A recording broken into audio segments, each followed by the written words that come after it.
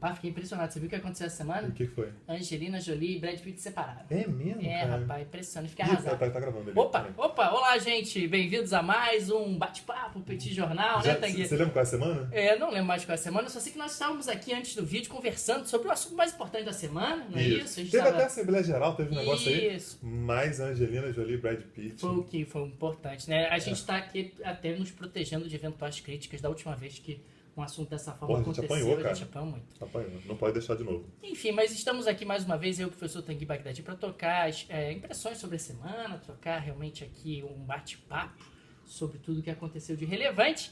E nós tivemos uma semana quente, né, Tanguy?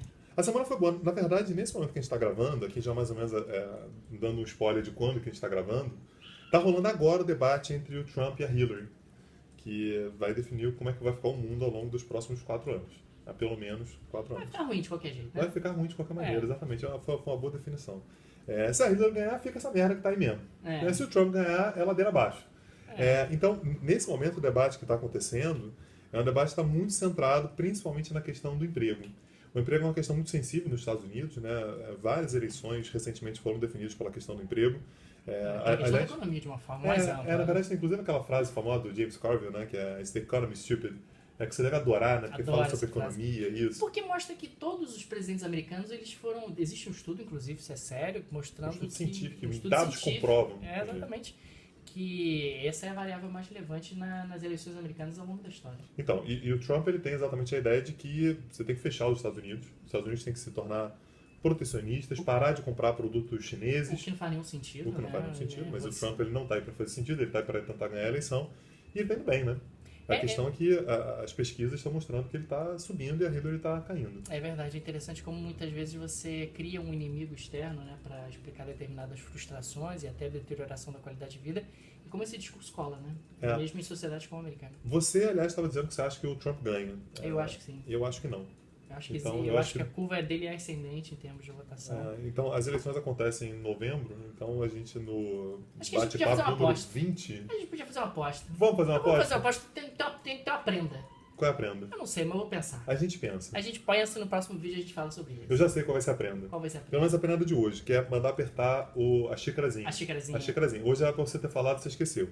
Tem uma xícara em algum lugar aqui, você clica aí que você recebe as informações de toda vez que a gente gravar, as baboseiras que a gente fala por aqui. Tá? Então não esquece de clicar. Rapaz, se manter FED. FED é muito importante. O que é FED? FED é o Federal Reserve. Nossa, Federal Reserve. Meu inglês é bom, né, cara? Meu inglês é do interior de Ohio. Ohio, sim. É o meu sotaque. Bem do interior. Bem do interior de Ohio. E o Federal Reserve resolveu manter a taxa de juros, cara, de 0,25 a 0,5. Ou seja, não mexeu na política monetária. O Brasil respirou aliviado. O Brasil respira aliviado, aliás, o mundo de uma forma geral, né? Sinal de que nós teremos uma política monetária expansionista por lá por mais algum tempo, mais liquidez. Isso diminui um pouco a pressão sobre o nosso Banco Central. Né? Então, só para todo o meu conhecimento de economia, o meu professor de economia na faculdade foi muito fraco. Muito fraco. Muito fraco. Fraquíssimo. Então, só para eu tentar sintetizar, se os Estados Unidos elevam juros, a tendência é que eles enxuguem o dinheiro do mundo, porque todo mundo prefere colocar dinheiro nos Estados Unidos com juros um pouquinho mais altos. O aumento de juros ele é feito na prática através de uma intensificação da venda de títulos. Você vende uma quantidade de títulos maior e isso acaba levando ao aumento do juro. Então, vendendo mais títulos, você retira dólares do sistema, retira liquidez. E países como o Brasil, que dependem cronicamente de financiamento externo, isso seria uma péssima notícia. Né? O próprio Brasil, o próprio Banco Central, ficaria pressionado a ou aumentar juros ou a reduzir a nossa taxa de juros de forma mais lenta. Mas a taxa dos Estados Unidos ela ficou em quanto agora? Ela está entre 0,25 e 0,5. Ainda assim, vale a pena tirar dinheiro da economia brasileira, que tem juros de, sei lá, 14%, e levar para os Estados Unidos, que tem juros de menos? Não vale a pena. Não vale a pena. Hoje a taxa de juros no Brasil, aliás, isso é proposital, ela compensa com sobras o risco que o Brasil representa. Né? O Brasil é um país bastante atraente do ponto de vista de fluxo financeiro. É bem verdade que o Brasil não tem grau de investimento. Isso restringe um pouco o número de investidores que podem colocar recursos aqui, por questões até estatutárias. Né? Fundos de pensão, por exemplo, têm restrições estatutárias a colocar recursos em países que não têm grau de investimento. Mas aí, por que isso poderia levar a um enxugamento do dinheiro no Brasil, por exemplo? Porque boa parte da liquidez disponível na economia brasileira é reflexo de recursos que vêm do exterior. Então, se esses recursos passam a entrar em menor quantidade na economia brasileira, é natural que a liquidez por aqui diminua, o volume de crédito também, o que teria impacto sobre a nossa taxa de juros e o próprio ritmo de recuperação da economia brasileira. Entendi. Você estudou isso esses dias agora? Não. Você está tudo decoradinho, tá bonitinho. Não, é natural mesmo. A economia é algo que flui dentro de mim. Entendi. Não dá para saber tudo o que acontece. Legal. E vem cá, você está falando sobre Estados Unidos, né, manter juros e tal. Fiquei sabendo que a Turquia está na pior. A Turquia perdeu o grau de investimento essa semana, assim como o Brasil. O Brasil já teve, né? O Brasil já teve grau de investimento. O Brasil teve grau de investimento até o final do ano passado. Na realidade, você é considerado o grau de investimento quando você tem essa classificação por 2 das 3 principais agências de risco, né, que são a S&P, a Standard & Poor's, a Fitch e a Moody's. O Brasil perdeu pela S&P em agosto de 2015, perdeu agora, não sei se foi pela Fitch ou pela Moody's em dezembro, e em fevereiro perdeu pela terceira. Então o Brasil já não tem por nenhuma das 3 principais agências. E a Turquia perdeu na semana passada pela segunda agência. Entendi. Já tinha perdido pela Standard & Poor's e perdeu também pela Moody's. Então também só tem pela Fitch. Então ela só tem pela Fitch, o que torna a Turquia oficialmente um país que não tem mais grau de investimento. Os elementos políticos aí, eles pesam bastante. Totalmente. Né? Quando você tem uma tentativa de golpe, a capacidade que você tem de confiar no governo, ela vai lá embaixo. A explicação da Moody's, ela fundamentalmente esteve ancorada nisso. Entendi. E a outra notícia, que inclusive envolve a Turquia, né, que é exatamente do contexto ali, foi que começaram a haver suspeitas sérias e preocupantes de que talvez o Estado Islâmico tenha acesso a armas químicas. Que isso? Mas de onde viriam essas armas químicas? Pois é, a arma química não é um negócio difícil de fazer. Talvez o pessoal dos Estados Unidos esteja me assistindo aqui e esteja achando que eu estou querendo fazer alguma arma química, eu não estou querendo fazer nada.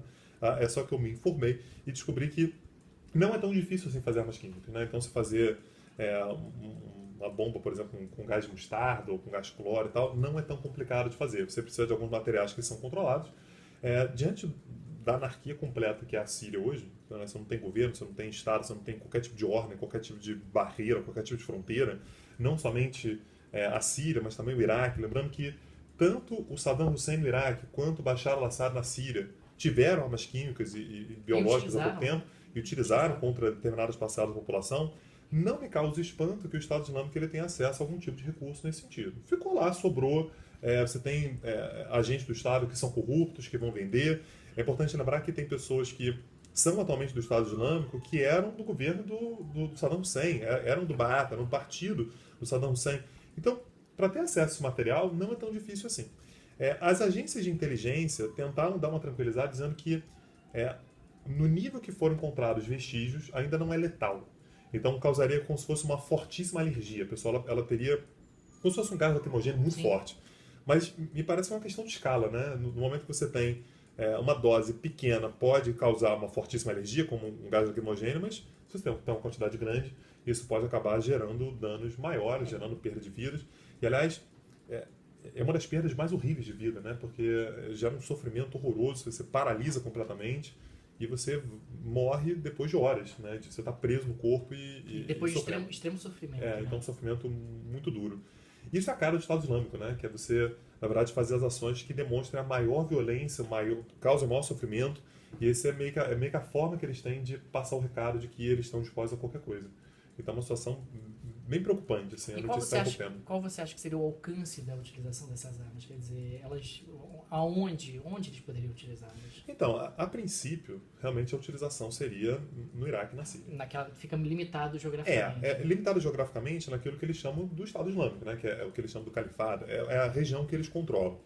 Por quê? Daria para usar isso nos Estados Unidos, daria para usar isso na Europa? É muito difícil de transportar. O transporte disso é muito complicado. É importante lembrar que as pessoas que fizeram atentados em nome do Estado Islâmico nos Estados Unidos ou na Europa, ou na Austrália, ou em outros países, foram pessoas que tinham acesso facilitado. Eram pessoas que tinham livre trânsito, que moravam nos países, normalmente tinham passaporte do país, que tinham visto de residência, que moravam lá, que trabalhavam lá. Mesmo o cara que fez o atentado em Nice, por exemplo, jogou um caminhão no meio da multidão no 14 de julho, era um cidadão que morava na França. Então ele não teve dificuldade de passar pela fronteira. Você conseguir passar pela fronteira com uma arma química, com uma arma biológica, é bem mais difícil, bem mais complicado. Você teria que ir por barco, e aí por barco também é difícil você conseguir chegar, por avião muito dificilmente você vai conseguir passar. Então eu imagino que a princípio seja naquela região, o que não é menos preocupante. A gente fala muito sobre a violência do Estado Islâmico, contra alvos, né, muito visíveis, então Paris, né, o Nice ou nos Estados Unidos e tal. Mas é importante lembrar que a maior perda de vidas acontece no Iraque e na Síria. E eu acredito que fabricar essas armas também, de repente, naqueles núcleos que eles têm na Europa, ou mesmo nos Estados Unidos, se você fosse comprar os componentes, chamaria atenção. Chamaria muita atenção. Não seria tão simples assim. São componentes que são controlados, então, como eu disse aqui, não é difícil fazer. Mas também, no momento que você consegue o material, você consegue com facilidade. Mas conseguir o material é muito difícil. Entendi. Então, acho muito complicado que fosse utilizado fora daquilo que eles chamam do califado. Nossa, papo bom esse, hein, cara? Papo bom. Papo bom esse. Mas o importante é que estamos aqui, mais uma vez, conversando. E temos aqui o nosso público que nos assiste todas as semanas e assiste também essa nossa troca de experiências. Apesar de muito tristes aí com a separação de Angelina Jolie e Brad Pitt, cara, tô arrasado com isso, mas a vida vai seguir, né, cara? Vai seguir. Jennifer Aniston deve estar muito feliz nesse momento. Mas parece que tem mais alguma coisa daqui. Eu tô achando que ele compra a revista Quem Hollywood pra saber onde é que estão as fofocas. Rapaz, tem que me interagir, rapaz. Lê de tudo. Mais nada. Semana que vem a gente vê. Obrigado, gente. Um abraço. Abraço. Tchau, tchau.